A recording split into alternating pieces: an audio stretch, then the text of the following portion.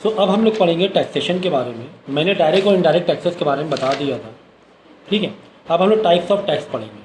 हमारे पास proportional tax है, progressive है, रिग्रेसिव, डिक्रेसिव है। बहुत इंपॉर्टेंट है कि प्रोपोर्शनल टैक्स क्या होता है, कि रिग्रेसिव टैक्स क्या होता है, ठीक है, प्रोग्रेसिव टैक्स क्या होता है, डिग्रेसिव टैक्सेस क्या होते हैं, ये जानना हमारे लिए ज़रूरी है, ठीक है ना।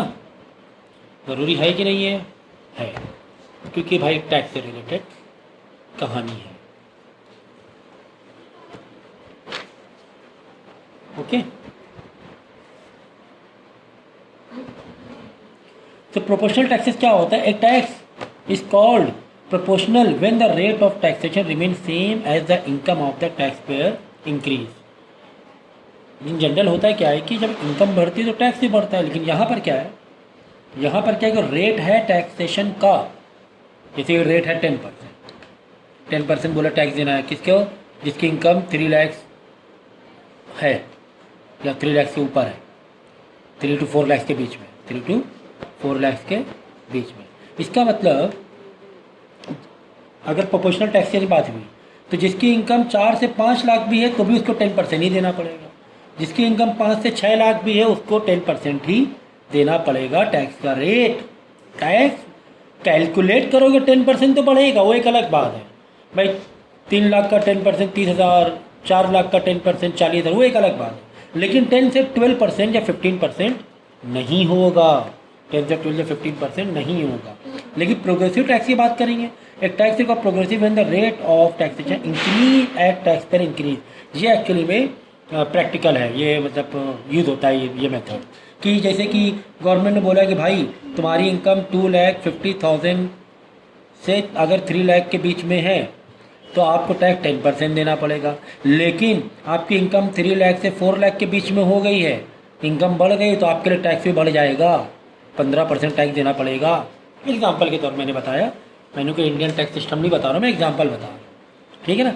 तो इस तरह होता है कि तुम्हारी इस तरह जो बड़े बड़े जो ये होते हैं, बिजनेसमैन होते हैं या बिलियनियर होते हैं, उनका टैक्स बहुत ज़्यादा है, क्योंकि उन पर ये रेट मतलब उनका टैक्स अमाउंट इनकम की वजह से कैलकुलेट करने में ज़्यादा जाता है, वो नहीं बात, वो तो अलग बात है, वो तो ज़्यादा हो गई ना। 2.5 लाख का 25,000, 3 लाख का 30,000, वो एक अलग बात है। लेकिन यहाँ पे 3 लाख का 4 लाख के बीच में 3 लाख का 15% हो रहा है, रेट बढ़ जाता है, इसे बोलते हैं प्रोग्रेसिव टैक्स, ठीक है। तो ये तो प्रैक्टिकल काफ़ी मतलब इम्प्लाई होता है ये rule. Regressive tax one which the rate of taxation decrease as the tax payer income increase. ये क्या, जितना तुम इनकम बढ़ेगी तुम्हारा टैक्स का रेट कम हो जाएगा। In this system the rate of tax falls with increase the income, lower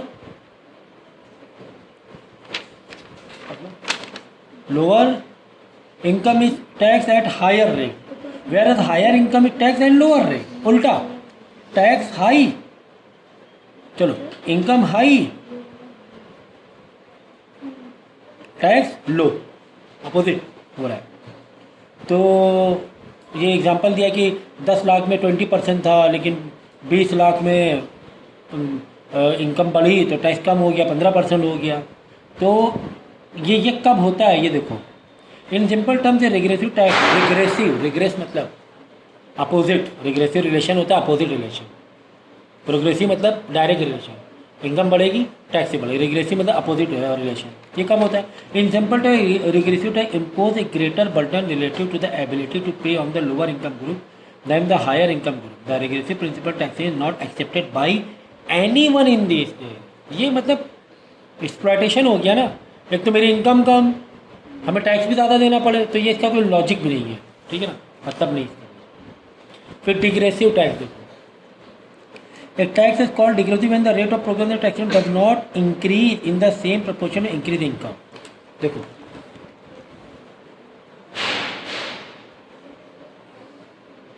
यहाँ पे क्या था प्रोपोर्शन में, the tax called proportion when the rate of taxation remain same as the income of tax payer increase.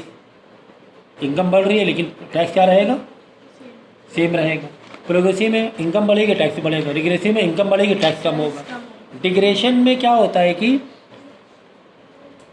The rate of progression the taxation does not increase if the income increase, भाई ये regression का counter कर रहा है। Regression क्या कर रहा है? काउंटर, कि तुम्हारी इनकम बढ़ी लेकिन टैक्स नहीं बढ़ेगा।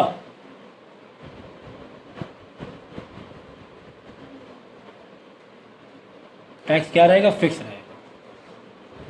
ठीक है, तो एक तरह से प्रोग्रेशन टैक्स जैसे ही हुआ, प्रोपोर्शन टैक्स जैसे ही हुआ है। ठीक है, अब यहाँ पे क्या, tax is called decrement the rate of progression of tax does not increase in the same proportion increase in the income. Income बढ़ने पर, इनकम बढ़ना एक प्रोपोर्शनल जैसा ही हो रहा है, इट बिकम प्रोपोर्शनल, है ना, प्रोपोर्शनल जैसा ही फीलिंग आ रही है कि नहीं? तो ये चीज़ है। तो यहाँ पे देखो दिया हुआ है, एक ग्राफ दिया हुआ है, very important, here is income and then percentage of income. देखो प्रोपोर्शनल टैक्स में क्या हो रहा है? प्रोपोर्शनल में टैक्स नहीं बढ़ रहा है, इनकम बढ़ रही है, इनकम बढ़ रही है, इनकम बढ़ रही है, लेकिन टैक्स क्या है? सेम है। देखो इसी पॉइंट में अटका हुआ है टैक्स, प्रोपोर्शन इसी पॉइंट में अटका हुआ है। प्रोग्रेसिव में देखो इनकम बढ़ रही, इनकम बढ़ रही, इनकम बढ़ रही, टैक्स भी बढ़ रहा है, टैक्स भी बढ़ रहा है, टैक्स भी बढ़ रहा है। रिग्रेसिव में, प्रोग्रेसिव का अपोजिट रिग्रेसिव होता है, अपोजिट। इनकम बढ़ रही, इनकम बढ़ रही, इनकम बढ़ रही, प्रोग्रेसिव टैक्स कम हो रहा है, कम हो रहा है, कम हो रहा है। ठीक है, डिग्रेसिव में थोड़ा सा इसमें एक ये है समझने वाले डिग्रेसिव में, कि तुम्हारी इनकम तो बढ़ रही है लेकिन उस हिसाब से, उस प्रपोर्शन में नहीं बढ़ रहा है। मतलब थोड़ा बढ़ रहा है, थोड़ा सा प्रोग्रेस हो रहा है, थोड़ा सा प्रोग्रेस हो रहा है। देखिए प्रोग्रेसिव यहाँ बहुत ज़्यादा है, लेकिन यहाँ पे इतना ज़्यादा नहीं है। काफ़ी हद तक देखो दोनों लाइन सेम है, प्रोपोर्शनल और डिग्रेसिव, कि इनकम काफ़ी बढ़ी लेकिन डिग्रेसिव टैक्स में बहुत नाम मात्र नेम सेक के लिए बढ़ गया टैक्स का रेट। आगे समझ में तो ये चारों टैक्स पढ़ लेना। अब मॉनेटरी पॉलिसीज क्या होती है भाई? कैश इनफ्लो आउटफ्लो, कितना कैश हमें रखना है, कितना कैश हमें मार्केट में देना है, कितने कैश को हमें फंक्शन में लगाना है, काम करना है। हमारी क्रेडिट पॉलिसीज़ क्या हैं? बैंक को लोन देना है तो किस रेट में लोन देना है, पब्लिक से लोन लेना है तो किस रेट में लोन लेना है, पब्लिक का डिपॉजिट किस रेट में रखना है। यही सब क्या है? मॉनेटरी पॉलिसी है। ये सब क्या है? मॉनेटरी। तो ये मोस्टली आरबीआई के हाथ में रहता है, रिजर्व बैंक ऑफ इंडिया के हाथ में, कि मॉनेटरी पॉलिसीज़ को रेगुलेट करना। Refer to policy of the central bank. Central bank मतलब आरबीआई, अपनी सेंट्रल बैंक क्या है? RBI. To regulate the availability, cost and use of money and credit for achieving certain given objective the economy. तो उन पैसों को कहाँ पर इस्तेमाल करना है, कौन से बजट, कौन सा प्रोजेक्ट पूरा करना है, किस रेट में। खासकर लोन का लेन देन बहुत होता है, कि दूसरी बैंक को भी, जो आरबीआई होती है, सेंट्रल बैंक होती है, छोटी भी दूसरी बैंक को भी लोन देती है, तो क्या रेट होना चाहिए आरबीआई डिसाइड करेगा। दूसरी बैंक के लिए भी लोन, भाई इस तुमने हाउस लोन दिया हुआ है, अब इतना रेट हो गया है, ये रेपो रेट है। तो इसमें है चीज़ें, आगे चल के पढ़ोगे आगे काफ़ी डीप में। Since the major portion of money supply in the economy comes in bank money और bank credit control of money supply is possible through the control over the supply of the bank credit. That is why the monetary policy also known as the credit policy. As fiscal policy, monetary policy is the demand management policy. Monetary policy is the policy of changes in interest rate, है ना, interest rate कम करना, ज़्यादा करना, money supply बढ़ाना, घटाना। जैसे महंगाई बढ़ रही है बहुत ज़्यादा मार्केट में, तो क्या करती गवर्नमेंट? लोन के रेट बढ़ा देगी, लोगों का पैसा थोड़ा खींच लेगी वापस, कि महंगाई बहुत बढ़ती आ रही है ना। तो ये है काफ़ी सारे इसमें डिटेलिंग है। आगे जब बड़े क्लास में जाओगे इसमें काफ़ी अच्छे से पढ़ोगे तुम लोग। Business household borrow fund to finance a part of their expenditure, a change in the amount of credit available and the rate of interest can influence the total demand, है ना। टोटल डिमांड में फ़र्क पड़ जाएगा। किसी ने loan लिया हुआ है, अपना होम लोन लिया हुआ है, ठीक है ना, उसके बाद पैसा, बाहर सामान खरीद रहा, सब कुछ है, उसका गवर्नमेंट रेट बढ़ा देगी अगर, तो उसकी डिमांड दूसरी कम नहीं हो जाएंगी।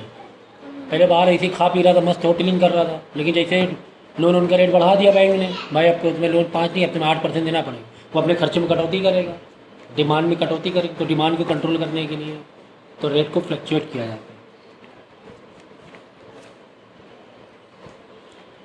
तो इसी पॉलिसी बोलते हैं expansionary monetary policies, commonly called easy money policy. Likewise by reducing the fund available for borrowing and by increasing the interest rate the government seek to reduce the amount of fund borrowed and thereby reduce the aggregate demand. This is known as contractionary monetary policy. ठीक है। Expansionary में क्या होता है, rate को बढ़ाया जाता है, ठीक है। बाय और इसमें क्या होता है, कॉन्ट्रैक्शनल मॉनेटरी पॉलिसी में इंक्रीज देखो likewise by reducing the fund availability of borrowing and by increasing the interest rate the government seek to reduce the amount of fund borrowed, ठीक है ना। अगर हम रेट बढ़ा देंगे तो लोग है ना लोन कम उठाएंगे, बोरोइंग कम होगी, तो इसको बोलते हैं कॉन्ट्रैक्शनरी मॉनिटरी। तो contra monetary policy is called dear money policy. How the central bank of a country bring about changes in the bank credit, that is how the central bank implement its a monetary policy will be studied in detail in chapter 10। आगे chapter में है, फिलहाल तो यहाँ पे एक छोटा सा इंट्रोडक्शन दिया हुआ है कि इंटरेस्ट रेट बढ़ाना घटाना पड़ता है आरबीआई को, सेंट्रल बैंक को, जिससे कि मनी फ्लोइंग में कंट्रोल कर सके, ठीक है।